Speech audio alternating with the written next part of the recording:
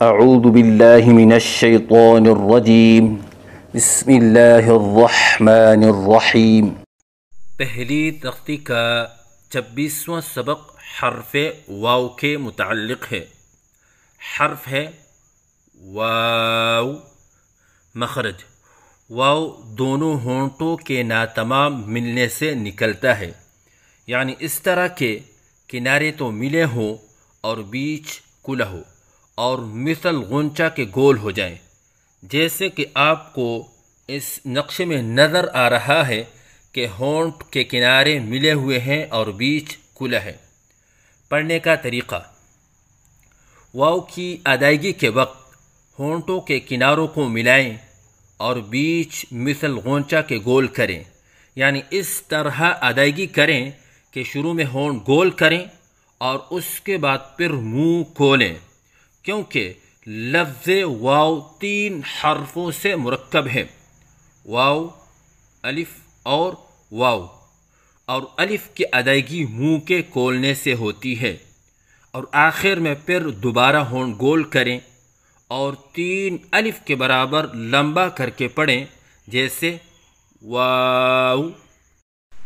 غلطیوں کی نشاندہی: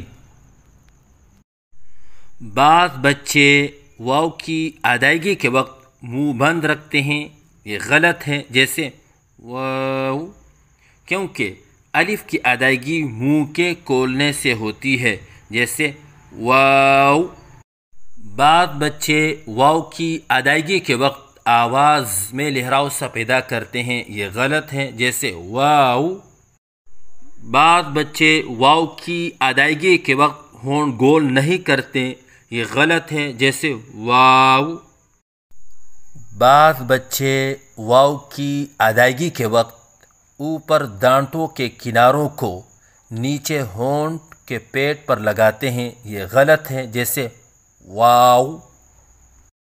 اگر ان غلطیوں میں سے بچہ کوئی ایک غلطی کر رہا ہے، جیسے منہ بند کرنے والی غلطی، تو اس غلطی کو درست کرنے کا طریقہ یہ ہے کہ استاد کو چاہیے کہ پہلے بچے کے سامنے صحیح ادائیگی کرے، جیسے واو، اور پھر بچہ جو غلطی کر رہا تھا اسی کو دہرائیں، جیسے واو، تاکہ بچے کے سامنے صحیح اور غلط کے درمیان فرق واضح ہو جائے۔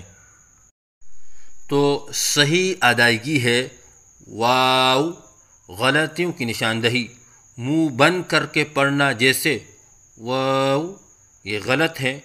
لہراؤ کے ساتھ پڑھنا، جیسے واو، یہ غلط ہے۔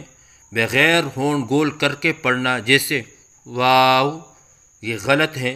اوپر دانتوں کے کناروں کو نیچے ہونٹ کے پیٹ پر لگانا، یہ غلط ہے، جیسے واو۔